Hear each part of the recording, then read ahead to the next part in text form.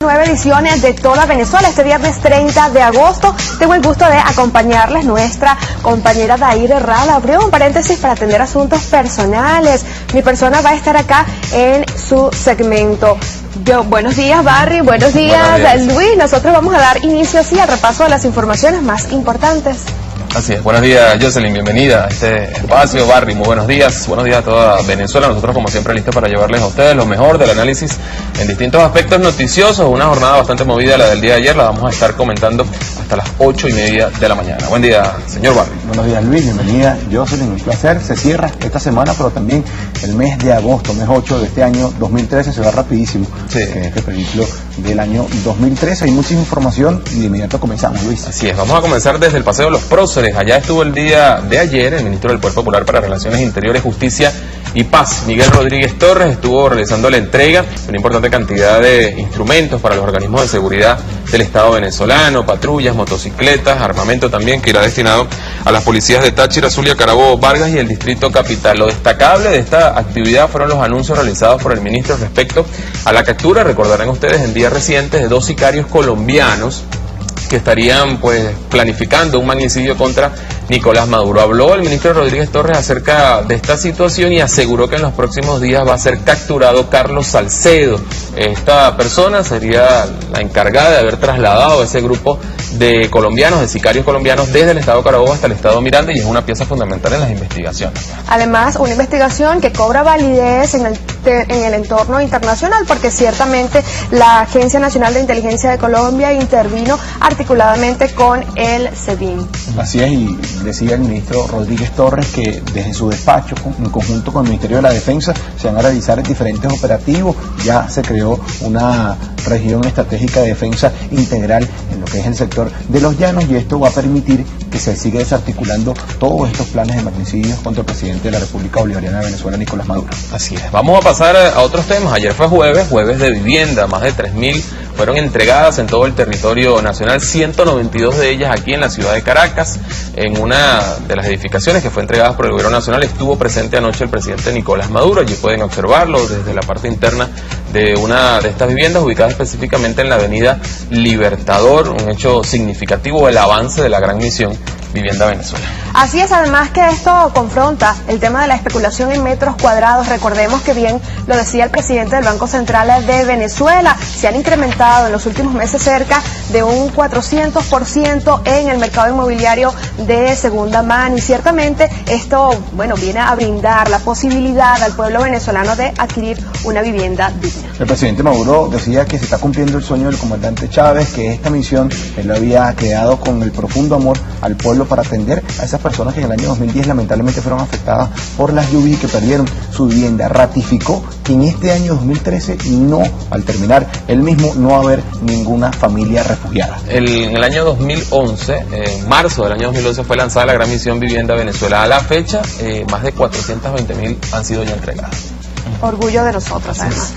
Vamos a pasar a otros temas. Así es, y nosotros avanzamos ahora con internacionales, y ciertamente el ministro británico de Defensa, Philip Hammond, ha señalado que el Reino Unido no participará en una intervención militar en Siria después de que el Parlamento lo haya rechazado. Advirtió además que Estados Unidos estará muy decepcionado porque el Reino Unido no se vea implicado en esa posible intervención, pero no cree que ello paralice ninguna acción. Allí vemos las imágenes. El primer ministro David Cameron solicitó ante la Cámara de los Comunes que le fuese aprobada la posición de Reino Unido respecto a pedir una intervención militar en Siria. Esto fue negado por la mayoría de los parlamentarios, por eso la posición ahora del gobierno. Sin embargo, no deja de ser preocupante la situación dada la posición que ha asumido el gobierno de Francia, quien sí ha asegurado incluso que antes del próximo miércoles podría producirse una intervención militar. Se está a la espera de la decisión del gobierno de los Estados Unidos, y lo cierto es que a todas luces parece inminente una agresión en contra de Siria, que, decía el presidente Maduro, aún estamos a tiempo de evitarla, ¿no?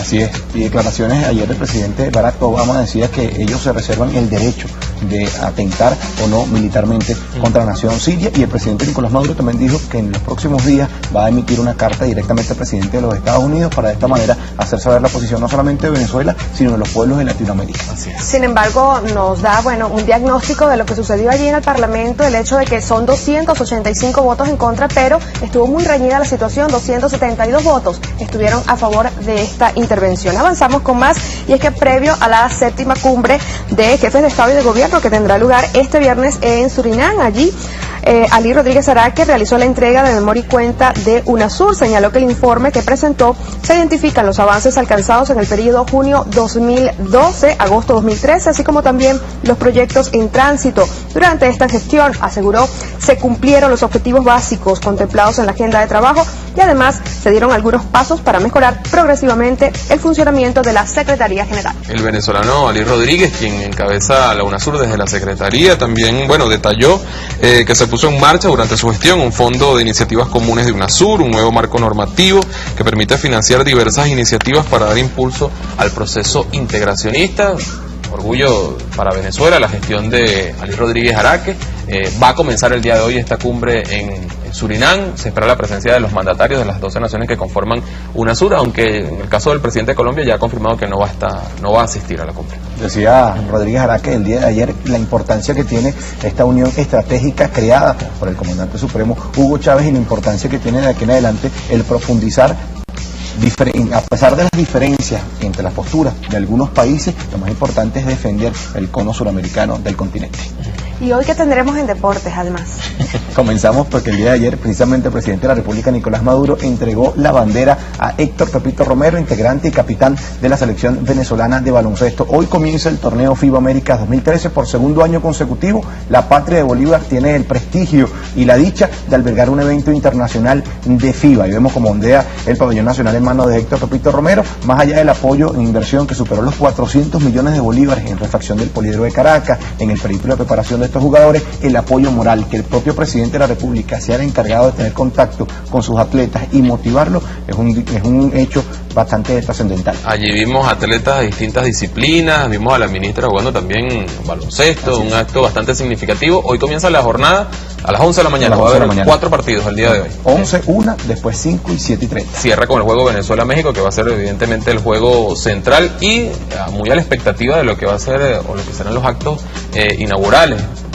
Tengo entendido que van a ser una gran sorpresa para los venezolanos. Quienes tengan la oportunidad de asistir lo disfrutarán de primera mano, pero quienes no, pues a través de los distintos medios de comunicación, entre ellos los medios del Estado, que van a dar cobertura absoluta a esto. Y lo importante es que toda la seguridad y toda la logística está garantizada desde ya. Se entregó el poliedro 2 semanas antes del evento y esto habla muy bien de lo que es la logística y la manera como Venezuela en los últimos años se ha convertido en una verdadera referencia a albergar torneos internacionales, muchachos. Pero en este mismo evento, por primera vez en la historia, el Estado venezolano le entregó una orden Francisco de Miranda, un reconocimiento a los atletas con discapacidad auditiva, sordolímpicos. Ellos vienen de ganar 13 medallas, 4 de oro, 4 de plata. La base de datos de virus ha sido actualizada. Esta la oportunidad en la cual Venezuela suma más preseas. Venezuela está en estos juegos desde 1969 y desde esa fecha hasta el 99 no ganaron ninguna medalla, y ya desde 2001 hasta 2013 son 22 las medallas en los que son los Juegos Olímpicos para las personas sordas. Así es. Bueno, yo creo que a Yosel le gusta mucho el básquet, ¿no? Bueno, en realidad me encanta. La verdad que sí, yo le voy a Trotamundos y nosotros vamos a estar siguiendo este evento que se va a dar hoy en el Poliedro de Caracas. ¿Hasta cuándo, Barry, por cierto? Hasta el 11. Hasta el próximo 11 de septiembre. 10 selecciones, 4 cupos. Luis, cuéntanos con qué seguimos. Vamos a avanzar, vamos a hablar acerca de cómo aprecia la población venezolana la gestión del gobierno nacional. Hay unos datos interesantes, algunas encuestadoras han estado realizando sus estudios y nosotros vamos a mostrar uno de ellos, pero eso va a ser al regreso de la pausa. Voy a pedir permiso al señor Barry Cartaya, señorita Jocelyn, me voy a trasladar hasta el centro de este estudio para presentar justamente a nuestro invitado. Se trata de uno de los directivos de la encuestadora ICS, International Consulting Service. Está con nosotros el señor Lorenzo Martínez. Buenos días, señor Lorenzo. ¿Cómo aprecia la población venezolana la gestión del gobierno? Hay datos bien, pero bien llamativos. Lo vamos a conocer por el regreso de la pausa. No se aparten, ya venimos. El canal de todos los venezolanos.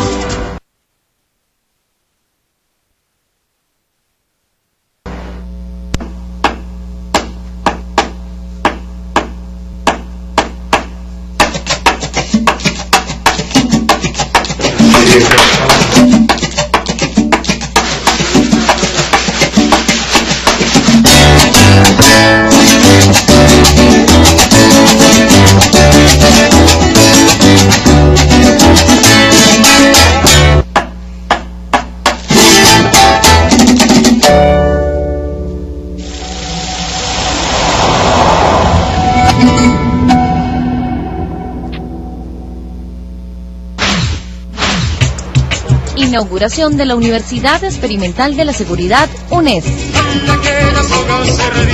El nombre de Chávez.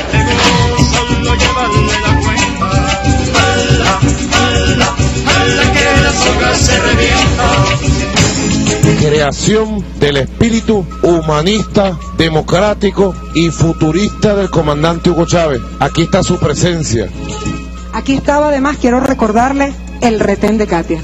Y aquí tenían el depósito de pobres. Hoy se convierte y se erige una universidad para la vida, para la seguridad y para el respeto de los derechos humanos, porque esta revolución, si hay algo que reivindica, es la dignidad humana.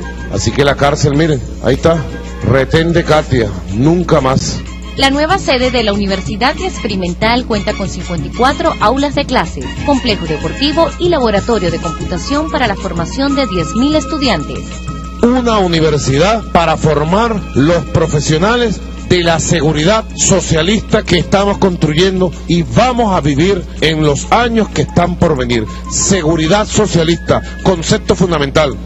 El objetivo de todos nosotros y la misión que tenemos es disminuir el índice delictivo en nuestro país. Mi gratitud después de salir de aquí va a ser atender al pueblo, atender a la ciudadanía, porque para eso me estoy formando aquí.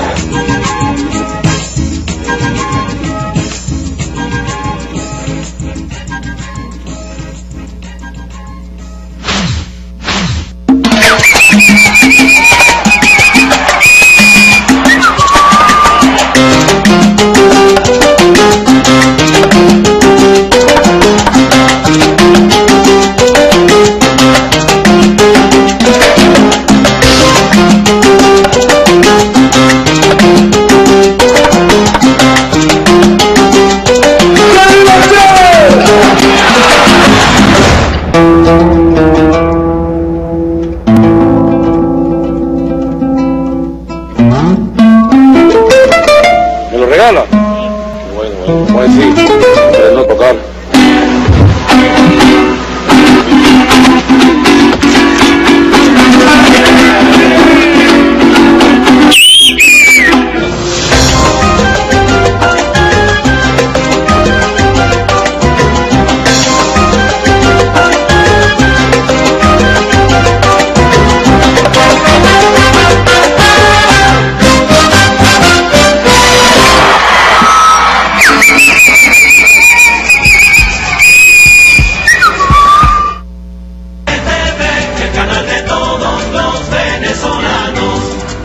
Muchísimas gracias por continuar con nosotros. Hoy es viernes 30 de agosto. Vamos a comenzar este segmento de entrevistas. Ya presentamos a nuestro invitado antes de ir a la pausa. Está con nosotros Lorenzo Martínez. Él es director de la encuestadora ICS, International Consulting Service. Correcto. Buenos días. ¿Cómo está, señor Lorenzo? Buenos días, Luis. Gracias por la invitación. A usted gracias por acompañarnos. Bueno, se han estado realizando distintos estudios en los últimos meses a propósito, de la evaluación de la gestión del presidente Nicolás Maduro, que ha emprendido en distintas áreas bien sensibles para la población, acciones concretas. Una primera evaluación acerca del trabajo que ustedes han realizado respecto a la valoración que tiene la población sobre el presidente de la República. Sí, y su gestión, por supuesto. Bueno, buenos días. Como tú dices, ICS ha realizado una serie de estudios y ha venido en todo este tiempo, dependiendo del tema, la circunstancia, lo que el pueblo venezolano ha mostrado que tiene interés de conocer. Nosotros hemos abordado estos temas y hemos realizado un estudio. En este caso, nosotros abordamos lo que es el tema de la corrupción como un tema importante, como un tema que le interesa al venezolano, como un tema importante dentro de lo que es la gestión de los gobiernos, tanto el gobierno central del presidente Nicolás Maduro, como los gobiernos, que también la oposición tiene. O sea, de alguna manera la gente también los valora, los evalúa, los mide, y en ese sentido, hemos querido hacer este estudio, ¿no? Okay. Esto es una encuesta telefónica que realizamos el 24 y el 25 de agosto, con una muestra de 1.600 entrevistas, con un nivel de confianza de 95% y un margen de error de 2.5%, realizado en 20 estados del país. Okay. Estos son tracking poll que hemos hecho, o sea, entrevistas telefónicas, y que bueno, de alguna manera han arrojado algunos valores de los que percibe el ciudadano común, el venezolano, sobre este tema en particular, que es el tema de la corrupción. ¿La gente fue consultada sobre corrupción exclusivamente o se evaluaron otros temas? Okay. Entiendo, vamos a comenzar por el tema de la corrupción. Sí. Allí nosotros iniciamos el estudio con una pregunta que le elaboramos, que estructuramos allí, y preguntamos: ¿en cuál sector considera usted que existe corrupción? Eso quisimos medirlo porque, bueno, mucha gente dice, bueno, el gobierno central es quien tiene la decisión de manejar los recursos del país. Bueno, aquí no solamente es el gobierno central, también hay gobiernos regionales de la oposición que también manejan recursos y que hemos tratado de medirlos, para ponderar un poco la cuestión del tema de la corrupción. Y aquí, en ambos sectores, de acuerdo a la pregunta que hicimos, que en cuál sector considera usted que existe corrupción, un 44.5% de la población dijo que en ambos sectores existe corrupción. Okay. Pero avanzamos en esto y la siguiente respuesta es que en el tema de la misma corrupción, en el sector de la oposición, un 25.7% dijo que bueno, que en el sector de la oposición también existe corrupción, y con un 15.8% del sector del gobierno central. O sea, ahí tratamos de medir y dimos una respuesta, o sea, en el sentido de evaluar no solamente el nivel central, sino también los niveles regionales. Ahora, ¿a qué podría obedecer eso? En el entendido de que si bien la oposición ocupa espacios de gobernaciones, tiene 3 gobernaciones, algunas alcaldías, representantes en el Parlamento venezolano, digamos, la amplia mayoría de los cargos de representación popular, los cargos de elección popular, están en manos de representantes del movimiento revolucionario, que es gobierno, a su vez ocupa el gobierno nacional. ¿Por qué tal vez la balanza se inclina más en contra de sectores de oposición? Sí, bueno, ha habido toda una dinámica en cuanto a las denuncias de hechos de corrupción, y que en este sentido el presidente Nicolás Maduro, en este caso el gobierno central, ha tomado la iniciativa de hacer las denuncias, de mostrar evidencia, y la ha emprendido como una estrategia del gobierno, como una estrategia en donde él ha tratado de mostrar que tiene perfil propio, que tiene decisión y que tiene voluntad para atacar este tipo de corrupción, o sea, como un tema que a la gente le interesa, como un tema que el venezolano con el cual no está de acuerdo, pues. Ahora, las respuestas de la gente normalmente ¿en qué sentido van? ¿En el sentido de señalar argumentos concretos o más una visión general que pueda tener, a lo mejor de acuerdo a su posición política? Es decir, si una persona es oposición al gobierno, al hacérsele una pregunta de estas características, a lo mejor la respuesta inmediata es no, la corrupción está del lado del gobierno. Contrario con una persona que a lo mejor chavista. Bueno, ¿dónde está la corrupción? No, en la oposición. ¿Las respuestas son automáticas o, digamos, se apela más a argumentos? Sí, bueno, ahí quisimos nosotros medir cómo lo perciben cada sector, ¿no? Y aquí nosotros, atendiendo tu pregunta, nosotros consultamos al encuestado. ¿Cuál satisfecho se siente usted con las últimas detenciones de funcionarios públicos involucrados en actos de corrupción?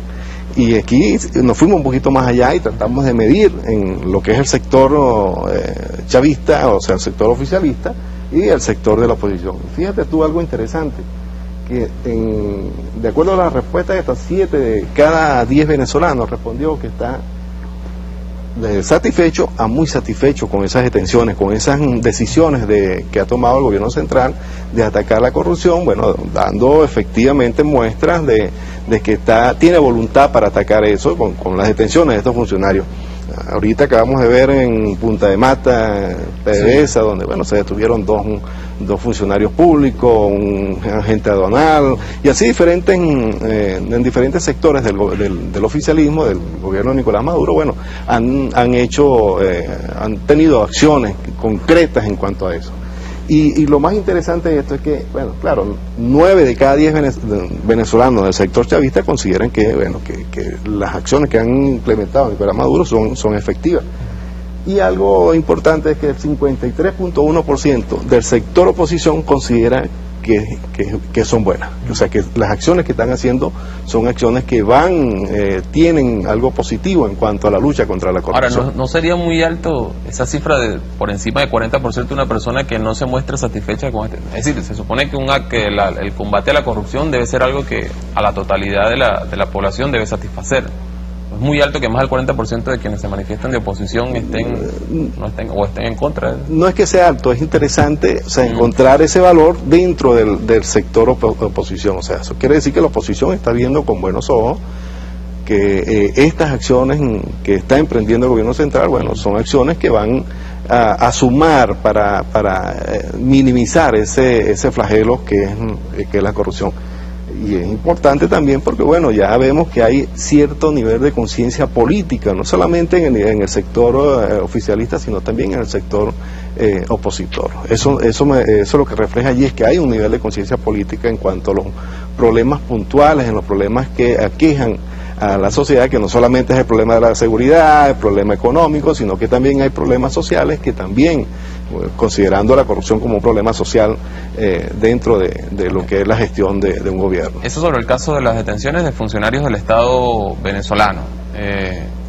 Ha habido otro tipo de evaluación, hasta el caso del diputado Richard Mardo, por ejemplo, que también evidentemente es un funcionario público, pero en este caso que representa sectores de oposición. Ese tipo de acciones también fueron medidas. Bueno, acuérdate que no solamente los recursos son manejados por funcionarios públicos de un gobierno central, en este caso de Maduro, sino que también, como ya te dije, de gobiernos locales, y en muchos de los casos también, bueno, la ley de administración pública como está establecido y la gente ya conoce. O sea, hay mucha gente que dice, bueno, pero a nosotros nos interesa cómo es la ley. Yo creo que muchas de esas opiniones están equivocadas.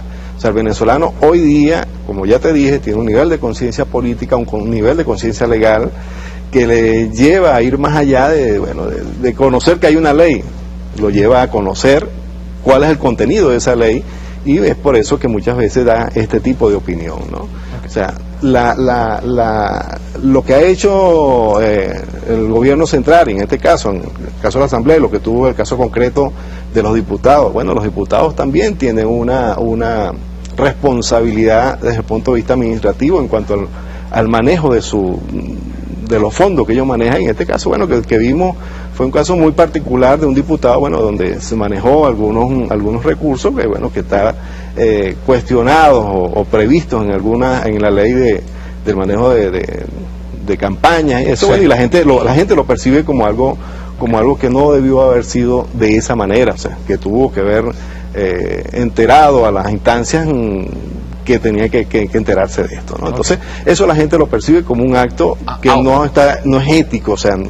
Cuando hablamos de la gente, hablamos de una mayoría o de una totalidad, porque hay quienes frente a situaciones, caso específico de Richard Mardo, aseguran, gente de oposición, que no se trata del descubrimiento de un acto de corrupción, sino de una persecución política. Bueno, ahí vimos la cifra, un 53 y tanto por ciento, o sea, más de la mitad de la población, un poquito más de la mitad de la población está conteste o está claro que hay voluntad política para atacar ese flagelo, aun cuando, bueno, así es, pues, o sea, vivimos una dinámica donde un sector siempre va a negar algunas acciones, y en este caso, bueno, como tú dices, no es la mayoría la que está percibiendo eso como tú lo estás diciendo. O sea, la mayoría está percibiendo de que sí hay una lucha frontal contra la corrupción, de que hay evidencia concreta de que ese flagelo de la corrupción está siendo atacado no solamente por el sector del oficialismo, sino también por ciertos sectores de la oposición que están conscientes de lo que significa un acto de corrupción y no cumplir con algunos estamentos de la ley previstos en el estamento venezolano. Yo estoy viendo que usted tiene allí la evaluación también respecto a la figura ya de Nicolás Maduro. Vamos, antes de conocer esos datos, a presentarles un trabajo realizado por nuestro equipo de producción. Estuvo en las calles consultando a algunas personas, habitantes de aquí de la ciudad de Caracas, respecto a la visión que tienen de Nicolás Maduro y su gestión. Luego analizamos un punto aquí específico, el tema de la honestidad. Vamos a escuchar y venimos. Ese 73% es poco. Yo creo que la aceptación del gobierno en la calle no digamos que hay un 100%, pero sí de un 95%, y estamos muriendo porque todos estamos de acuerdo con lo que está haciendo el presidente Maduro. Ya de por sí, haciendo esto, se nota la eficiencia. Nunca antes, yo en mis 60 años, había visto un gobierno en la calle, realmente.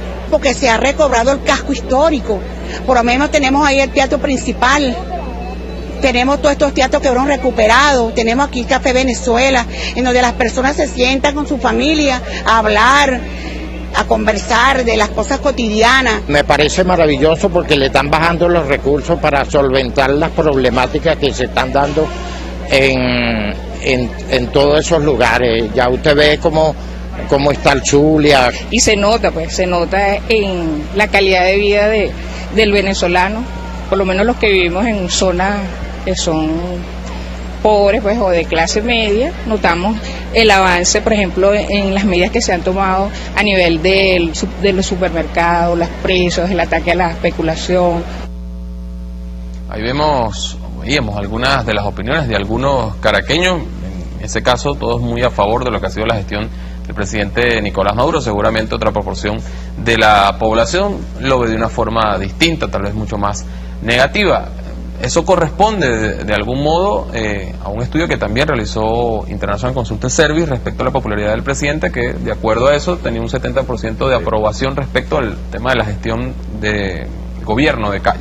Ahora, en el caso de la corrupción, que es el tema central que nos ocupa en este momento, el tema de la honestidad del presidente Maduro también fue evaluado por ustedes. Sí, en esa oportunidad nosotros medimos la gestión, o sea, cómo evaluaba el ciudadano común, el ciudadano general, la gestión del presidente Nicolás Maduro, y ahí encontramos esa cifra. Pero más allá de eso también pudimos detectar unos niveles de confianza que ha venido teniendo el pueblo venezolano con el presidente Maduro, y eso, bueno, eso tiene su causa, ¿no? O sea, esa confianza que se ha generado en el ciudadano en cuanto a las decisiones que ha tomado, en cuanto a la forma ya propia que ha adquirido el presidente Nicolás Maduro en cuanto al manejo de lo que es el gobierno como tal, ¿no? Y dentro de esos elementos, bueno, pudimos caracterizarlos y quisimos medir algunos, en este caso el elemento de la honestidad como una característica propia de la personalidad de un funcionario público, ¿no? Y en este caso la primera figura del Estado, que es el presidente de la República. Y nosotros preguntamos, ¿usted cree que Nicolás Maduro es honesto o deshonesto? Y en este sentido un 58.9% respondió de algo honesto a honesto. O sea, eso quiere decir que, bueno, que más de la mitad de la población considera que el presidente Nicolás Maduro tiene esa característica o demuestra o hace notar que es honesto en verdad. Ellos lo perciben así, pues, ¿no? Es una característica que dentro de lo que es un sistema de gestión es válido y es pertinente, porque eso le da credibilidad, pues, al gobierno, y le da un elemento de gobernabilidad dentro de lo que es las funciones de gobernante. Ahora, uno podría interpretar que ese grupo de personas que opinan que el presidente Maduro es algo honesto u honesto, son necesariamente afines a la revolución bolivariana, a la gestión del presidente Maduro, o puede haber allí gente que, estando en desacuerdo con la gestión, considere al presidente Maduro un hombre honesto. Sí, allí nosotros pudimos ir más allá, como vimos la lámina anterior, y quisimos medir el sector oficialista y el sector opositor. Okay. Y aquí nosotros encontramos que un 36.1% de la población opositora considera que Nicolás Maduro es honesto. O sea, estamos hablando de un 36%. O sea, tú dirás, bueno, como preguntaste anteriormente, puede ser un valor muy alto, pero bueno, es el valor que está dando allí. O sea, casi 4 personas de 10 personas del sector opositor considera que el presidente Maduro es honesto, y es una característica que él ha demostrado que es así. O sea, bueno, con las decisiones, con las detenciones que se han hecho, ahora con la solicitud que está haciendo sobre la ley habilitante. O sea, eso demuestra que tiene intenciones, que tiene voluntad política para enfrentar este caso, ¿no? Y eso la gente lo percibe como... ¿El resto de los datos cómo está distribuido? Nosotros quisimos preguntar con respecto a lo que te acabo de decir, de la ley habilitante, Y preguntamos, ¿cuán necesario considera usted la aprobación de una ley habilitante para la lucha contra la corrupción? Aquí más, o sea, 7 de cada 10 venezolanos respondió que bueno, que es necesario que el presidente tenga esas posibilidades de modificar algunas leyes que son atinentes a lo que es el tema de la corrupción y el manejo de fondos públicos. Bueno, y eso, bueno, es una percepción de la gente que es natural, que es válida, bueno, porque eso es consecuencia de toda esa confianza que ha generado el gobierno central en cuanto a lo que es el manejo y la voluntad que ha tenido el gobierno central en el manejo de la gestión pública, pues. Y eso ha generado confianza en la gente, y por eso es que la gente más, o sea, estoy hablando de 7 personas de cada 10 está aprobando que sea de esa manera como se está planteando. ¿Hay algún tipo de, digamos, de argumentos que se esgriman para apoyar esa iniciativa del presidente Maduro? Es decir, bueno, modificar leyes para tal fin, o digamos, es un respaldo general a la lucha contra la corrupción. Sí. Porque se lo planteo porque es que desde algunos sectores de oposición se propone o se asegura que no hay necesidad de modificar ninguna ley, no hay necesidad de dar una habilitante al presidente de la República para luchar contra la corrupción, que se puede hacer con el ordenamiento jurídico que existe. Sí. Bueno, acuérdate que la Constitución del 61 tenía cuántos años de vigencia, ¿no? Y hubo el 99 se aprobó una nueva Constitución, y eso fue producto de una dinámica no solamente nacional sino mundial que exigía un cambio en todo lo que es el estamento legal del Estado. En este caso en particular, también el venezolano percibe que hay una dinámica política, social, económica, nacional y mundial que exige que haya un cambio en algunas leyes, y aquí en el caso de la corrupción, bueno, como tema primordial, como tema importante, lo podemos llamar de esa manera, es necesario entonces que se adecúen ciertas leyes, y más cuando se aprobó una constitución en el año 99, bueno, que es necesario que todas esas leyes que se han ido creando se adecúen a esa ley marco que es la Constitución, y eso la gente lo tiene claro, pero la gente tiene un nivel de conciencia política que le permite llegar a esas conclusiones. Okay. Hay otro dato allí respecto al tema de la ley habilitante, ¿no? Sí, esto es, bueno, quisimos preguntar, ¿no? ¿Cuán de acuerdo o no está el ciudadano común con que se le otorguen poderes al presidente para modificar esas leyes? Preguntamos, ¿cuán a favor o en contra está usted con que la Asamblea Nacional le otorgue esta habilitante a Nicolás Maduro? 65.9% está de acuerdo, o sea, hay un... Ahora, disminuye respecto al 71% que está a favor del... No, bueno, acuérdate que son dos temas, ¿no? O sea, son dos temas... Son dos preguntas, o sea, ahí vas a encontrar, acuérdate que hay un margen de error de más o menos 2.5%, o sea, hay una serie de elementos que, bueno, que no vas a encontrar siempre exactamente una relación proporcional, pues. O sea, okay. Ahora, señor Lorenzo, fíjense que hay algunos analistas, a propósito de lo que ha sido la lucha contra la corrupción que ha emprendido el presidente Maduro, han asegurado que va a tener un impacto en la popularidad del presidente de la República el colocar este tema en la agenda nacional con la fuerza que se está colocando. El mismo presidente ha respondido a estas ideas diciendo que, bueno, no le importa el tema de la popularidad porque él está allí para gobernar y para cumplir con el legado del presidente Hugo Chávez. ¿Cómo lo aprecia usted? Porque hay quien dice eso, dice, bueno, si los problemas que la población viene percibiendo normalmente, el tema tal vez de la inflación, el tema de la inseguridad, el hecho de que Nicolás Maduro inserte este tema lo coloca como otro gran problema de la población. Así lo han asegurado algunos. ¿Cómo lo aprecia usted? Bueno, aquí hay algo que ya hablamos.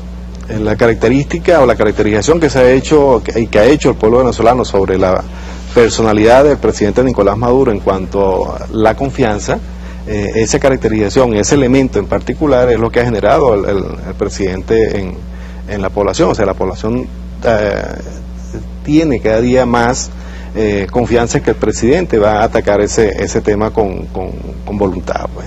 O sea, dentro de lo que es un sistema de gestión, dentro de lo que es la gestión de la administración pública, el elemento del manejo de los fondos públicos es un elemento importante. O sea, la gente considera que eso debe ser atacado. Además, es un flagelo que ha venido no solamente de ahorita, sino a la época de la colonia, que hemos venido con ese flagelo, que bueno, que la gente ahorita percibe que es bueno que se haya metido preso por fin a un funcionario público, que por fin se haya detenido a una persona por haber cometido un acto de corrupción. Y fíjate tú que todas las detenciones mayoritarias que se han dado han sido del sector de personas que han estado en funciones de gobierno, en funciones de la gestión pública y del sector oficialista. O sea, ¿alguien no lo podría apreciar como algo tardío? Es decir, considerando que la gestión de la revolución bolivariana ya tiene 14 años.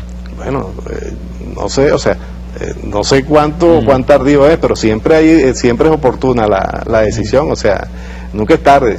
¿No? Y en estos casos de detenciones, de corrupción, de acciones contra la corrupción, o sea, esos son, en el momento en que se tomen, en ese momento son oportunas. Es decir, lejos de afectar la popularidad del presidente de la República, la incrementa. Bueno, yo creo que hay elementos que le dan al presidente Nicolás Maduro la confianza para que tome este tipo de decisiones. Yo creo que él ha demostrado, y eso lo percibe la gente y lo hemos medido, que las acciones, las estrategias desde el punto de vista de la acción de gobierno que ha implementado han sido aceptadas, han sido valoradas como buenas por el común de los ciudadanos. Bien, muchísimas gracias, señor Lorenzo. A la orden. Gracias, Luis Martínez, director de la encuestadora International Consulting Service. Bueno, hemos evaluado allí algunos datos interesantes respecto a la gestión del presidente Nicolás Maduro y el caso específico de la lucha contra la corrupción. Nos corresponde a esta hora establecer una pausa en su programa Toda Venezuela. Al regreso va a estar con nosotros el abogado Ignacio Ramírez. Estaremos conversando acerca de un tema bien, pero bien sensible, la lucha en favor de la reivindicación de los derechos humanos del pueblo venezolano, acerca también de lo que han sido los ataques en contra de la población venezolana durante el periodo de la Cuarta República. Eso y otros temas al regreso de la pausa. Ya venimos.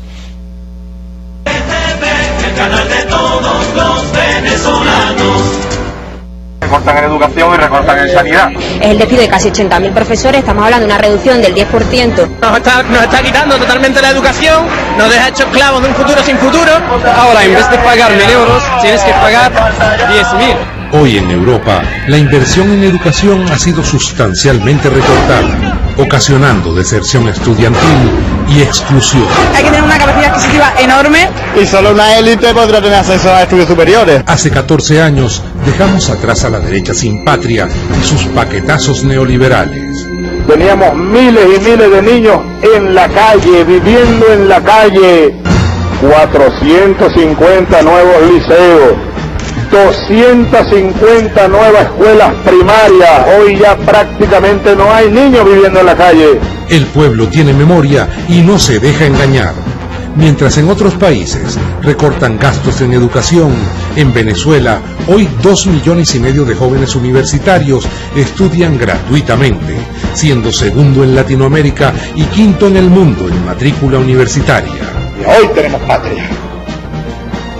Y pase lo que pase, en cualquier circunstancia, seguiremos teniendo patria.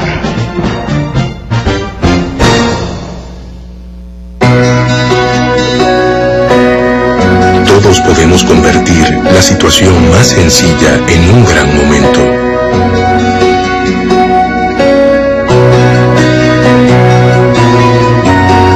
Un momento memorable.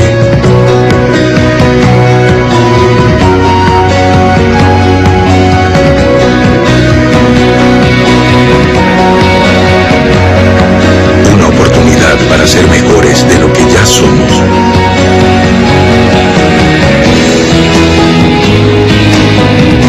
Todos podemos darle al mundo un poco más.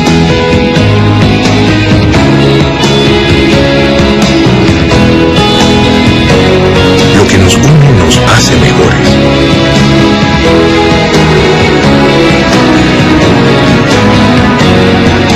Banco Bicentenario, en marcha.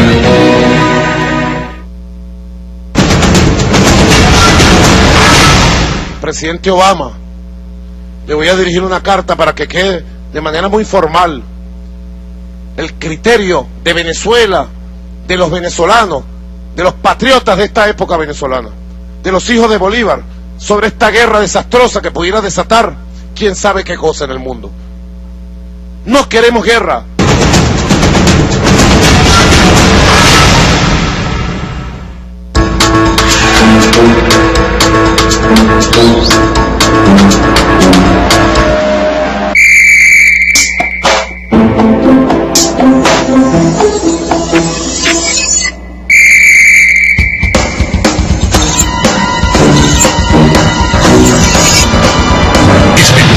Compras nerviosas y acaparamiento nos hacen víctimas y victimarios. Denúncianos.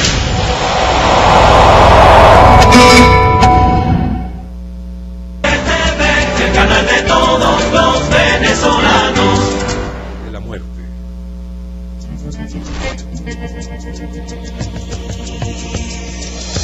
A partir de los años 50, ante el crecimiento de los movimientos populares en América Latina, el gobierno de Estados Unidos, a través de la Agencia Central de Inteligencia, envía agentes especializados en guerra sucia, torturas y asesinatos. Uno de ellos, Luis Posada Carriles, participa en la represión en Venezuela, Guatemala, Chile, El Salvador y Argentina. Así lo comprueban documentos desclasificados del FBI y la CIA. El mismo Posada relata en su autobiografía. Nuestros amigos norteamericanos nos entrenaron y adiestraron. Más adelante añade. Yo ocupaba en Venezuela el cargo de jefe de la División General de Seguridad de la Dirección de los Servicios de Inteligencia y Prevención, DICIP.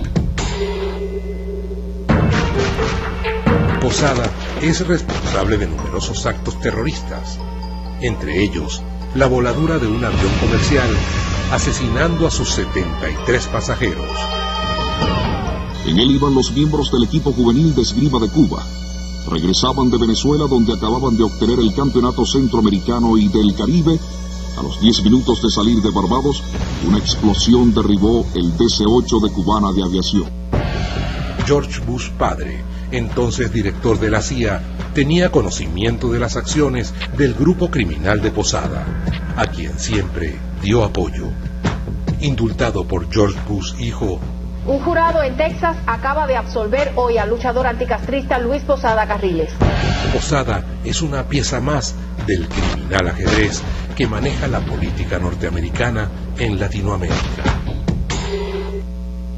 Allí veíamos parte del prontuario, nada más y nada menos que de Luis Posada Carriles, connotado terrorista latinoamericano, muy significativo por todo lo que ha hecho en contra de distintos pueblos en nuestra región. Vamos a conversar acerca de esto a propósito de lo que han sido las denuncias presentadas por el gobierno nacional que refieren la planificación de un magnicidio contra Nicolás Maduro, en el cual estaría involucrado desde Miami este señor Luis Posada Carriles. Nos va a acompañar en esta parte del programa Ignacio Ramírez, él es abogado. ¿Cómo está, doctor?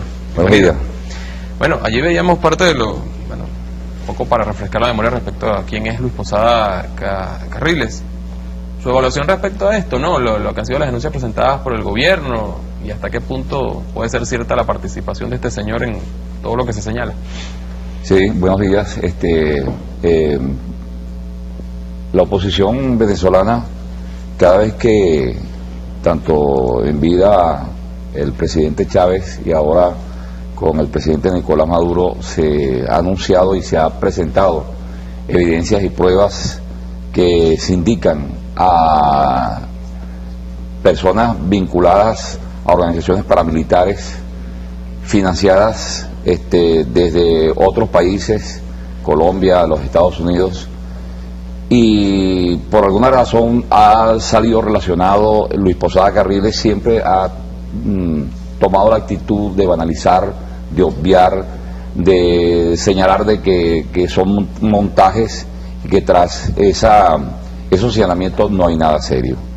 Pero quien conoce o quien ha seguido la historia de crímenes brutales, crímenes incluso señalados en convenios internacionales como crímenes de lesa humanidad, como el terrorismo, sobre todo el terrorismo como el que él ejecutó y que tuvo la definición de concebirlo como autor intelectual junto con el dirigente anticastrista Orlando Bosch, cuando pactaron la decisión usando a dos venezolanos, Hernán Ricardo y y otro sujeto venezolano para volar el DC-8 del vuelo 455 de Cubana de Aviación el 6 de octubre de 1976, que le costó la vida a 73 personas.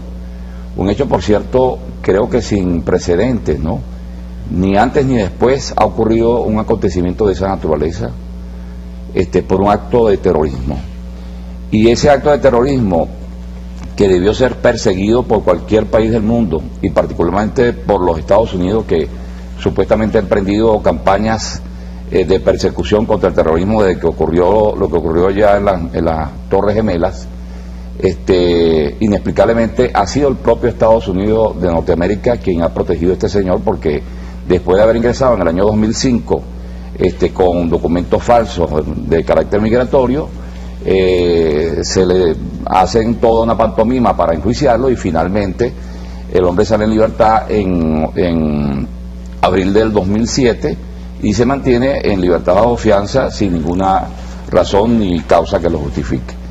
Este sujeto, además de ese hecho tan grave que le costó la vida, repito, no solo a la tripulación del avión, sino que además de eso le costó la vida al equipo juvenil de esgrima de los cubanos que acababan de estar en Venezuela y participar en los centroamericanos deportivos. También participó y está plenamente demostrado como responsable en la voladura del vehículo que conducía donde se encontraba el canciller chileno Orlando Letelier. A él se le indica también de formar parte de toda una operación denominada originalmente Operación Fonis, que después concluyó en la Operación Cóndor, que fue una iniciativa que toman los distintos países bajo regímenes de dictadura para perseguir a factores de izquierda que, en opinión de esos presidentes y de los cuerpos policiales y de seguridad, de la política de seguridad de esas naciones como Argentina, Chile, Paraguay y Brasil, era necesario pues hacer una persecución en todo el mundo, ¿no? Por eso en Costa Rica intentaron matar a un dirigente del MIR chileno, mataron en Argentina al general Prat, es decir, el mismo Posada Carriles intentó en sucesivas oportunidades asesinar a Fidel Castro. Incluso en una oportunidad en Panamá había un evento donde estaban invitados más de 1000 y pico de estudiantes universitarios de un auditorio, y ya tenían dispuesto un dispositivo de explosivos para volar por completo el auditorium, porque en ese acto iba a estar como invitado especial el presidente Fidel Castro. De manera que es un personaje con esta historia que incluso aquí en Venezuela está perfectamente también documentado y demostrado. En el caso de la persecución que se hizo, él llegó a ser jefe de operaciones de la división de la DICIT. Él ingresa a Venezuela en 1967 bajo el auspicio del gobierno de turno. Dirigía en ese momento la DICIT Redbertus Cátegui y se convierte en jefe de operaciones. Ahí se le entregó documentación fraudulenta, porque portaba un pasaporte y cédula falsa, él y Orlando Bosch, y ellos actuaron con una protección y con un amparo del propio Estado, sin control de ninguna especie, al extremo de que iniciaron persecuciones por causas políticas contra todos los factores de izquierda, dirigentes del MIR, dirigentes del PCB, como pasó con Jesús Marrero, como pasó con las hermanas Esquivel, el caso de Brenda Esquivel, que estaba embarazada, tenía 8 meses de embarazo, y fue objeto de un golpe, una patada que le da a uno de los funcionarios por instrucciones de él, porque incluso él había ordenado matarla. Pasó igual con los esposos de ambas hermanas Esquivel. Uno de ellos fue asesinado junto con Botín y Marín en las inmediaciones de una de las calles principales de aquí de Caracas, con el argumento de que estos compañeros estaban sindicados del secuestro de un conocido empresario de apellido Domínguez. De modo que, y después de eso fueron hasta La Victoria, porque a estos dirigentes políticos se les identificaba como miembros del grupo Punto Cero. En apariencia, parte de ese grupo se encontraban escondidos en La Victoria. Por cierto, digamos, la habitación o residencia de algunos de ellos, este señor Luis Posada Carriles llegó con funcionarios de la DICIT y de la PTJ, y además de eso, miembros del ejército tomaron toda la calle de ese sector, sacaron con vida a estas personas y las asesinaron en la calle. Y no mataron a las madres o a las mujeres en este caso y a los niños, porque bueno, hubo una poblada de gente en La Victoria que impidió que eso se consumara. Considerando todos estos elementos, ¿no?, sobre las características de Luis Posada Carriles, por un lado, la relación directa con el gobierno de los Estados Unidos, se le menciona como agente de la CIA, la Central de Inteligencia, y por otro lado una relación también estrecha con la élite política y económica que gobernó en nuestro país durante el periodo de la Cuarta República. No pudo ser de otra manera, sí tenía las libertades que usted menciona, que tenía Luis Posada Carriles en Venezuela. Sobre este plan de magnicidio del cual se señala a Luis Posada Carriles, se puede entender también que está, digamos, respaldado nuevamente por el gobierno de los Estados Unidos y que tenga también un aval de algunos dirigentes políticos o de sectores económicos aquí en Venezuela, o sería una actuación individual o de un pequeño grupo que dirija Posada Carriles. No, sin lugar a duda, Posada Carriles no es cualquier sujeto, ni fue cualquier funcionario. Él llega a Venezuela por instrucciones de la CIA, él se forma en el ejército de los Estados Unidos, llega al grado de subteniente en los Estados Unidos de Norteamérica, se forma en el Forum Bennings, allá en Georgia. Después de eso se gradúa de explosivista y experto en demolición en la CIA. Es un hombre, digamos, especial, que incluso aparece involucrado en la muerte de Kennedy. Es una persona que se relaciona con una cantidad de atentados, de magnicidios, de hechos de terrorismo, que por supuesto uno termina concluyendo que un sujeto de esta naturaleza, que incluso llegó a constituir en Venezuela una empresa privada de servicios de investigaciones y de inteligencia, aquí aparecen parte de las personas que formaron ese cuerpo, digamos, privado de seguridad. Son personas incluso muchas de las cuales hoy en día a lo mejor harán vida normal en la ciudad. Aquí aparecen todos como comerciantes o secretarias o personas que llevaban una vida en apariencia normal, y resulta que estos señores integraban un grupo, una empresa de servicios de inteligencia que prestaban servicios no solamente en Venezuela, sino en varias partes de América y Centroamérica. De modo que con ese historial, con ese prontuario de crímenes que tiene este señor, sin lugar a duda, uno tiene que pensar que a pesar de sus 85, 86 años de vida, no es de extrañar que constituya, porque fue protegido al principio por el padre, el George Bush padre, pero después de eso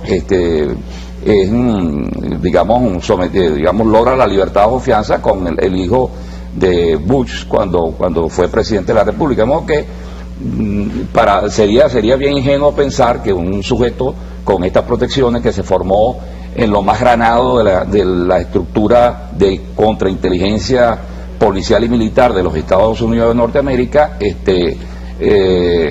actúe solo. Por el contrario, como lo dice el mismo informe que presentó Ángel Palacio, que me parece extraordinario, hay documentos desclasificados del FBI y de la CIA que demuestran las implicaciones que tuvo Luis Posada Carriles, Orlando Bosch, Ricardo Morales Navarrete, el famoso Mono Navarrete, que desde que llegaron al país y en todas las actuaciones donde se relacionan, en El Salvador, en Guatemala, en Argentina, en Chile, en Cuba en particular. En Cuba llegaron a ejecutar más de 5.000 actos de terrorismo que causó quemas de plantaciones de caña de azúcar, incendios de embajadas, creo que fue en México, hicieron un atentado con bombas, con C4, y le causó la muerte a 2 diplomáticos cubanos, de modo tal que bueno, yo no puedo explicarme que, por ejemplo, un sujeto como este funcionario que formó parte fue jefe de la policía de Enrique Mendoza de Ascoli cuando fue gobernador, este señor Hermes, ya lo voy a identificar aquí, él fue uno de los, en ese momento tenía 27 años de edad, y él llegó a ser uno de los jefes de seguridad de COPEI aquí en Venezuela.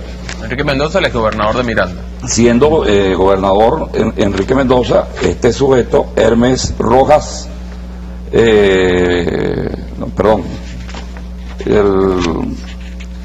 bueno, aquí no lo logro precisar, pero es un sujeto que llegó a tener una alta responsabilidad dentro de los cuerpos policiales de seguridad en el estado Miranda cuando Mendoza de Ascoli era gobernador, ¿no? Y este fue una de las fichas que reclutó Luis Posada Carriles para actuar como actuó con total amparo y digamos y impunidad por los gobernantes que en ese momento dirigían la Cuarta República. Tenemos poco tiempo, doctor. Sin embargo, considerando todos estos elementos, o sea que hay muchísimo más que mencionar acerca de Luis Posada Carriles, pero considerando estos elementos, dado que ha sido descubierto ante el país estos planes, hay personas capturadas, sicarios colombianos, hay una serie de pruebas que están siendo, digamos, presentadas públicamente, uno podría intuir que va a haber un cese en la actitud de Luis Posada Carriles y quienes le acompañan, o por lo contrario, son planes constantes y permanentes. Yo lo que lamento de todo este tema es que ni el gobierno de los Estados Unidos de Norteamérica, ni a pesar del compromiso del gobierno colombiano en la persona de su presidente, pero particularmente los factores de oposición en Venezuela, en mi opinión no muestran ningún interés ni quieren darle ninguna digamos seriedad a toda esta investigación. Es una actitud cómplice. ¿Usted la califica como una actitud cómplice? En mi opinión no solamente hay una conducta de complicidad, sino de encubrimiento que en mi juicio debiera ser objeto de una investigación por el Ministerio Público, porque yo creo que ya es hora de que si los cuerpos policiales logran crear o mostrar, mejor dicho, las evidencias, incluso las confesiones, porque en muchos de los casos se logra que, como pasó con aquel terrorista, creo que salvadoreño, que ingresó a Venezuela y lo agarraron en Maiquetía, después fue deportado porque lo estaban solicitando en Cuba, sí, Chávez Labarca, porque estaba, digamos, documentado un expediente donde él participó en la puesta de una bomba en hoteles de cubanos, ¿no? De modo que yo creo que es importante que el Ministerio Público y el Poder Judicial venezolano sea riguroso con las sanciones, que no pase lo que pasó, por ejemplo, con los colombianos estos que estaban alojados en aquella finca de este cubano venezolano, pues que pretendió utilizar, digamos, una logística para intentar un fallido magnicidio contra el presidente en ese entonces, Hugo Chávez Frías. Así es. Bien, muchísimas gracias, doctor. Gracias a ti, Luis, muy amable. Ignacio Ramírez, abogado venezolano. Este tema seguramente seguirá dando mucho de qué hablar. Nosotros quisimos mostrar de quién ha investigado sobre estos casos, de quién estamos hablando. Luis Posada Carriles, muchos ya lo conocen, es bueno siempre mantener esto en tema de reflexión. Vamos a avanzar, toda Venezuela tiene mucho más para compartir con ustedes. De inmediato lo harán Barry Cartaya y la señorita Jocelyn Jiménez. Adelante. Así es, Luis, y es que en un próximo segmento estaremos centrando nuestra atención en las regiones. Recuerden ustedes que se aceleró el pulso político, sobre todo en el estado portuguesa, y para ello estaremos conversando con el diputado Enzo Cavallo para tratar específicamente el tema de si se sigue o no la línea transversal que ha dirigido el presidente Nicolás Maduro. ¿Cuál es la paz? Y este tema lo estaremos abordando luego del regreso de una pausa, pero antes estaremos conversando de deportes. Así es, Jocelyn y amigos. Hoy vamos a estar hablando con la ministra del Poder Popular para el Deporte, Alejandra Benítez, pero antes tenemos notas que compartir con ustedes. Para ello te pido permiso, Jocelyn, del pueblo venezolano. Voy al set de deportes, porque ustedes saben que el día de ayer fue un hecho histórico. Por primera vez se entregó una condecoración a atletas sordolímpicos. Ellos vienen de ganar 13 medallas, 4 de oro, 4 de plata y 5 de bronce en lo que es el torneo sordolímpico de Sofía 2013, y de igual manera el presidente Nicolás Maduro le entregó la bandera a Héctor Pepito Romero, porque esta noche inaugura la selección venezolana ante México ese torneo FIBA Américas 2013, pero antes a las 11 de la mañana ya hay cotejo entre Jamaica y Canadá. Todo esto y mucho más lo analizamos en solo minutos. Ya venimos.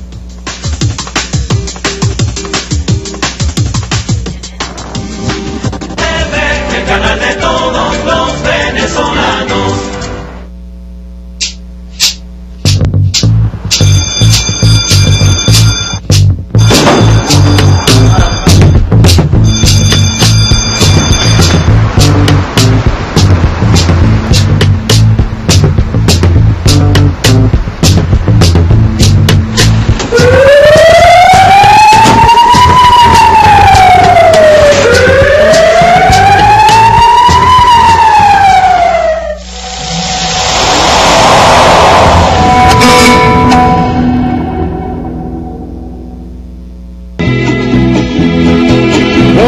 Bolivariano no es un pensamiento muerto, ni mucho menos un santo para prenderle una vela.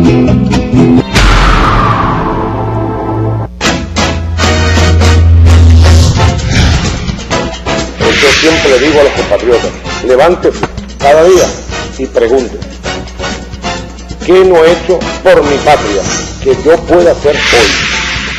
El embarazo precoz, me gustaría hablar con las jóvenes de las comunidades y orientarlas de que debemos estudiar, de que podemos hacerlo más adelante, ¿verdad? Pero primero debemos prepararnos. Es hacer por la patria. Mira, ayudar a las personas que en verdad lo necesitan. Eso realmente me gustaría hacerlo. Son tareas vitales. En lo que es la seguridad de nuestro país, influenciar un poco en lo que es la educación a temprana edad para que los muchachos no se vayan por un mal camino. Que son varios frentes de trabajo, bueno, así es la revolución. Para un futuro mejor. Con bastante esfuerzo y trabajo. Dándole ejemplo, exactamente. Por el pueblo, por la patria, por la historia, por el futuro.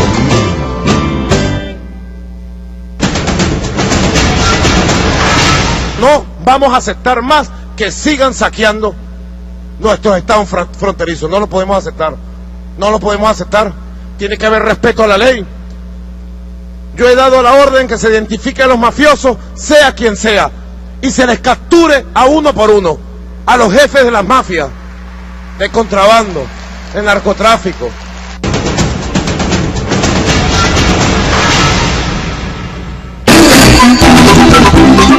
Acabamos de anunciar para toda la juventud de Venezuela, y empieza desde hoy a funcionar la tarjeta Somos para toda la juventud de Venezuela. Un gran instrumento para los estudiantes que reciben sus becas, para los planes vacacionales, para los planes productivos, para que la generación de ustedes pueda ser una generación constructora de patria verdadera.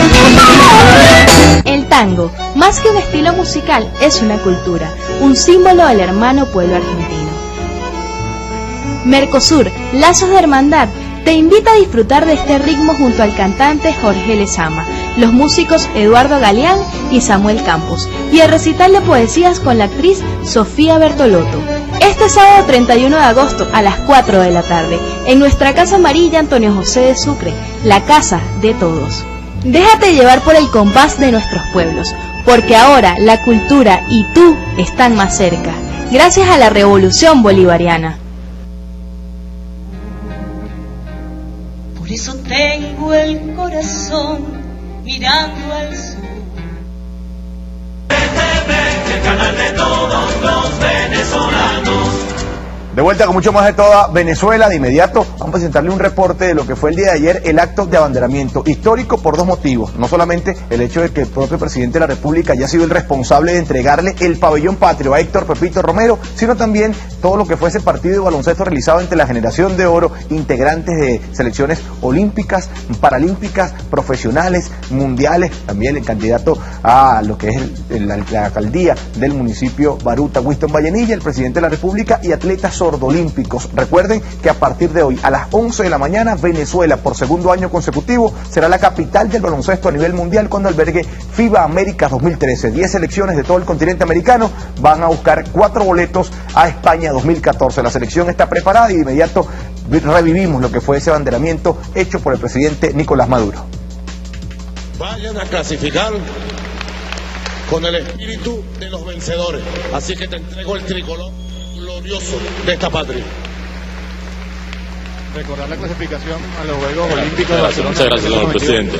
En compañía de la primera combatiente y de la ministra para el Deporte, Alejandra Benítez, el presidente de la República entregó el tricolor patrio a Héctor Pepito Romero, jugador con mayor experiencia internacional en el conjunto venezolano. Esto fue en el Centro Nacional de Baloncesto, ubicado en el Poliedrito de Caracas. Tenemos muchas esperanzas en ustedes, máxima concentración y mucha suerte. Que vayan hacia la victoria. Muchas gracias. Muchachos que han hecho una preparación hermosa en la que a partir de mañana hasta el día 11 estarán aquí en el Poliedro de Caracas buscando esos 4 cupos que en nombre de Dios lo lograremos para el Mundial de España 2014. La actividad se caracterizó por ser un acto alegre, lleno de bailes folclóricos y donde el primer mandatario nacional pudo compartir no solo con miembros de la selección de baloncesto, sino también con destacadas figuras del deporte nacional en sus distintas disciplinas. Una verdadera fiesta deportiva. Normalmente la Federación, lo que es Federación Internacional de Baloncesto, tilda a rotar cada uno de sus eventos internacionales. Que estén acá por segundo año consecutivo habla de lo que fue ese reconocimiento como el mejor evento preolímpico de toda la historia, albergado por Caracas en el Poliedro el año pasado, y desde hoy va a ser el FIBA Américas. El año pasado fue el mejor evento de la historia. Lamentablemente Venezuela no pudo avanzar a los Juegos Olímpicos de Londres 2012. Este año se piensa hacer el mejor FIBA Américas para cerrar con broche de oro con la clasificación venezolana por cuarta vez en un campeonato del mundo, tomando en cuenta que ya fue en el 90, en el 2002 y en el año 2006. En este mismo evento se escenificó un acto histórico. Nunca antes atletas sordolímpicos habían recibido la condecoración Francisco de Miranda. El presidente de la República condecoró a esta delegación que ganó 13 medallas, 4 de oro, 4 de plata y 5 de bronce, siendo el mejor registro de medallas en toda la historia deportiva de Venezuela. Y de inmediato revivimos este momento. El presidente de la República se encargó de condecorar uno a uno a los medallistas de deportes como judo, karate, atletismo, entre otros, por los fructíferos resultados alcanzados en la ciudad de Sofía, en Bulgaria. Permiso. Francisco de Miranda, aquí, en el centro de la estrella de tu corazón. Felicitaciones. Allí los venezolanos se adjudicaron 13 medallas, divididas en 4 de oro, 4 de plata y 5 de bronce. El mejor resultado obtenido hasta ahora por Venezuela en una edición de este certamen. ¿Cuándo se veía esto en Venezuela? Nunca antes. Que nuestros hermanos sordos olímpicos o nuestros compatriotas que tienen alguna discapacidad, ahora le traen medalla de oro a la patria. Felicitaciones. Desde 1969 hasta 1997 la nación no sumó metales, mientras que de 2001 a 2013 totaliza 22 preseas. En el Poliedrito los atletas sordolímpicos no solo fueron condecorados, jugaron baloncesto de una forma amena contra la generación de oro del deporte venezolano en partido amistoso al que le dio inicio el mismo presidente Nicolás Maduro. El presidente Nicolás Maduro salta entre dos y el aplauso a nuestros atletas. Generación de oro de la mano con lo que son esos atletas sordolímpicos, meritoria participación, fueron 73 en total, superando todo lo que se hizo desde el 69 hasta el 97. Nunca antes habían participado 73 deportistas venezolanos en lo que son los Juegos Olímpicos para personas con discapacidad auditiva. Ahora sí regreso contigo, Jocelyn, para tu entrevista. Gracias, Barry. Aquí nos acompaña ya el diputado Enzo Cavallo. Muy buenos días. Nosotros vamos ya, como les comentaba, a hablar sobre el Estado portuguesa. Está encendido el escenario político allí. Hay, por supuesto, una reelección, una posible reelección en 10 de las 14 alcaldías, municipios. Y quisiera entonces que usted nos hablara en torno a cómo se avanza. No estamos hablando de campaña, estamos hablando de cómo se siguen las líneas a esta altura, sobre todo cuando se habla de paz. ¿Cómo se trabaja para conseguirla? ¿Hay unidad, hay cohesión? Bueno, buen día, Jocelyn, buen día a toda la audiencia venezolana de televisión. Saludos especial a toda Venezuela y con mucho cariño a Portuguesa, Guanarito, Papelón, Santa Rosalía, Turén, Esteller, que son los 5 municipios que conforman el circuito número 2, donde fui seleccionado como vocero de ellos ante la Asamblea Nacional. Claro que sí, Portuguesa está encendido, pero con la llamarada que nos dejó el comandante Hugo Rafael Chávez Frías, encendido con ese compromiso patrio del 8 de diciembre, ratificar, seguir construyendo la revolución, y allí la unidad en torno al pueblo no tiene ninguna duda. Quizás hayan algunas apetencias particulares de algunos dirigentes en algunos sectores que no entienden, o quizás es más importante su interés particular que el interés colectivo de la patria. Bueno, y ellos se irán a quedar solos, porque ahí el pueblo está con la revolución en el Estado portugués, y como seguro está ocurriendo en toda Venezuela, gracias también pues al legado del comandante Chávez y al gran trabajo que está haciendo el presidente Nicolás Maduro. Lo vemos, el gobierno de calle ha sido excelente, y esa actividad del día de ayer, donde bueno, María Alejandra ayer la vimos ahí muy bien en los lanzamientos de 3, ese tipo de actividades van demostrándole al pueblo que la revolución tiene que continuar, y el 8 de diciembre no hay duda, la unidad total en torno al pueblo revolucionario. Antes veíamos la participación de una encuestadora que nos presentaba cerca de un 65% de la población que favorece o que ve positivo la gestión realizada por este gobierno. Quisiera entonces que usted nos hablara de cómo se percibe en el Estado portugués y cómo se avanza en las políticas, por ejemplo, como el gobierno de calle. Bueno, de hecho, de por sí el Estado portugués ha sido siempre el Estado más chavista, lo ha demostrado con la alta votación que ha obtenido, apoyando siempre las políticas del comandante Chávez y ahora la de Nicolás Maduro, y en el gobierno de calle que continúa, porque pasaron los ministros, estuvo el presidente, pero hoy el gobernador Wilmar Castro Sotelo, nuestros alcaldes, nuestras alcaldesas, la VC, todo el pueblo organizado, los consejos comunales, con mucha alegría, a la espera de todo lo que se aprobó, grandes recursos, gran cantidad de recursos para todo el Estado, que sabemos van, pues en un corto plazo, se van a ejecutar. Hay personas que quizás en estos momentos quieren aprovecharse y hacer guarimba, quieren trancar algunas calles, reclamando por algunas carreteras. Le decimos, Nicolás Maduro aprobó gran cantidad de recursos para recuperar la vialidad, tanto la agrícola como también la urbana, y bueno, ya vimos cómo se decretó en emergencia también la vialidad para ser más expedito y resolver esto. Aquellos que están trancando calles, pues se van a quedar con los crespos hechos, no tienen necesidad, porque las obras van a ir, porque es política del gobierno nacional atender todos los sectores, y no producto de que ellos nos tranquen o nos quemen un caucho en un sector. Sin embargo, hay cierta inquietud, incomodidad en diferentes actores políticos en la entidad, y es que ciertamente ha llegado allí las tribunas populares anticorrupción. Esta ventana que se le abre al pueblo para presentar una queja, por mínima o alta, va a diferenciarse los niveles. ¿Cómo va a ser conducida? Bueno, por la iniciativa del presidente Nicolás Maduro de solicitar pues la ley habilitante, donde le decimos a aquellos que la critican, esa es la demostración de un presidente preocupado por el país, que se maneja, que navega en la institucionalidad y la constitucionalidad. Pero más allá de eso, entonces nosotros vamos a las tribunas populares anticorrupción para legitimar aún más, además de que está contemplado en la Constitución, terminar de demostrarle a pues aquellos detractores, a esa oposición que lamentablemente nunca va al debate, sino empieza con debates subalternos, empieza a desviar las cosas, a estigmatizarlas, y nunca va al hecho concreto, a resolverle. Le decimos a los de la derecha venezolana, tienen una buena oportunidad para hacer algo bueno por primera vez ellos por Venezuela. Súmense a este proceso para aprobar la ley habilitante, porque el pueblo la acompaña, y eso se va a demostrar. El domingo vamos a estar en Portuguesa, en la Plaza Bolívar de Acarigua. Vamos a estar los diputados del Consejo Legislativo, va a estar César Alejandro González, Silvio Mora, Nelson Escobar y este servidor, pues que somos los 4 diputados, además de Blanca Cao, que es diputada también por el Estado portuguesa. Vamos a estar en la Plaza Bolívar de Acarigua. Allí pues en una instrucción del presidente de la Asamblea Nacional, Diosdado Cabello, donde vamos a estar entonces debatiendo con el pueblo, y aquellos que quizás tengan dudas los vamos a convencer en estas tribunas populares anticorrupción. Sin embargo, ¿cuál es la estructura de este mecanismo? ¿Ustedes van a recoger las inquietudes en público, en trato directo con el pueblo? ¿Cómo va a ser esto? Sí, propuestas, debates. Van a haber ponencias por parte de actores, dirigentes y bueno, y derechos de palabras dentro de los que asistan a estos debates, pues abiertos, y que cada quien dé sus opiniones y al final pues tener conclusiones.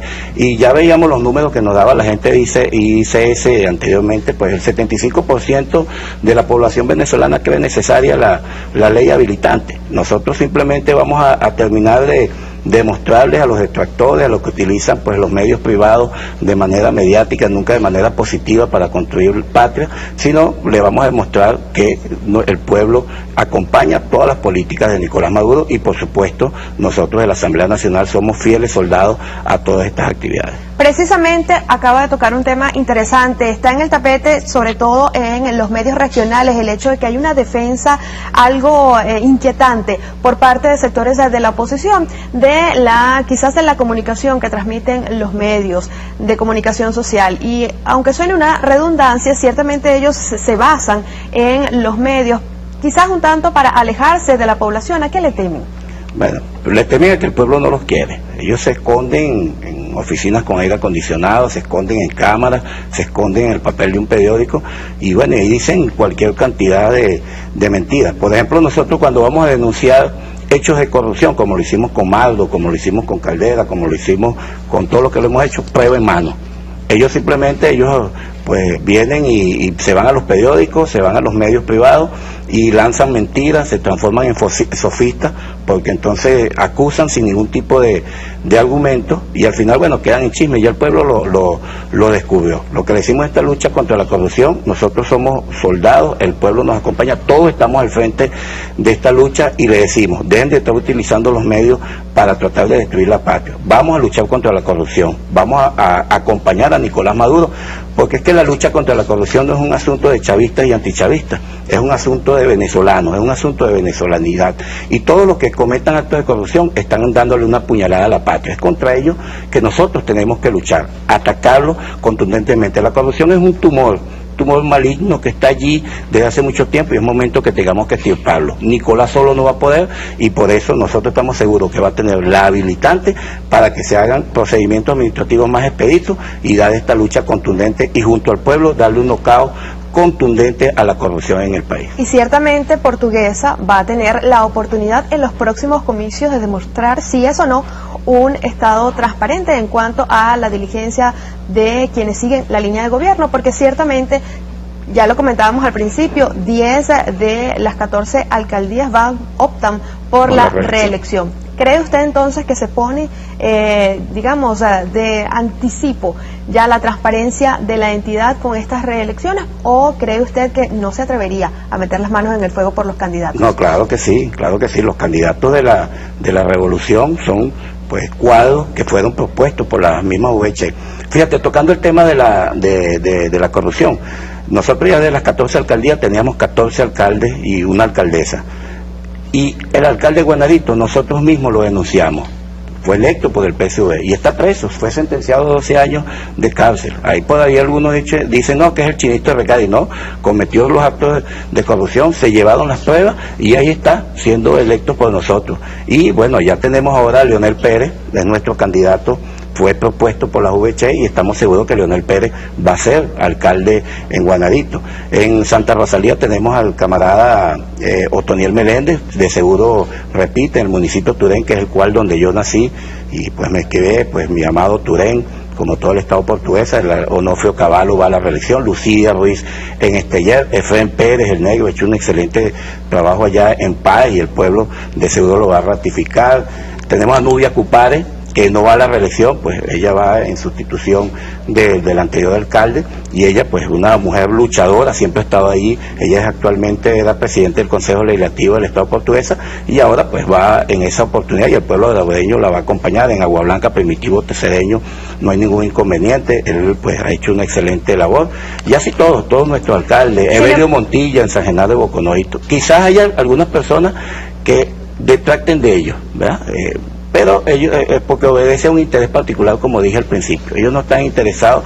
Los que se fueron aparte, bueno, el pueblo les pasará factura, digámoslo en estos términos, porque el pueblo va a votar por los candidatos chavistas, por los candidatos de Chávez, porque al final pues todos esos votos son chavistas y nosotros vamos a seguir construyendo la paz. Pero quizás esos mismos detractores de los que usted habla olvidan que el pueblo de Portuguesa se mantiene indignado, sobre todo por una presunta compra de unos helicópteros. Háblenos de ese caso, por favor. Bueno, ese es el diputado Iván Colmenares, el diputado Colibrí, como le decimos nosotros ya en el Estado. Sí, tiene una deuda pendiente allá en el Estado Portuguesa cuando él fue gobernador, con una compra ilícita de unos helicópteros que nunca los vimos, nunca volaron, una suma millonaria. Pues es un tema, lo tenemos allí en fiscalía con denuncias. Eso no es palabrerío, sino con denuncias en mano. Y bueno, ahora lamentablemente para la justicia, digámoslo, él está escudado en la inmunidad que le va a ser diputado a la Asamblea, pero en su debido momento vamos a hacer de que, bueno, se le allane también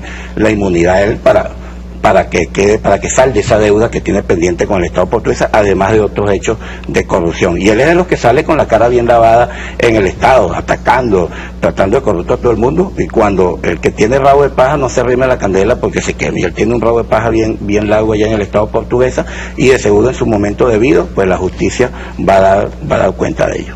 Hablaba específicamente del tema agrícola, hablaba de la vialidad agrícola y de los recursos que han sido dirigidos para atender este tema, pero quisiera que nos hablara también de esta protesta que se dio hace pocos días con relación a los productores. Ellos se sienten algo inquietos y quizás una inquietud que ha sido conducida, ha sido manipulada, pero quisiera que nos hablara de esto porque es preocupante cuando se hace un esfuerzo por parte de las misiones y sobre todo de la misión alimentación para atender a la mayoría de la población, para acercar además de forma directa y sin intermediario los productos del campo al hogar.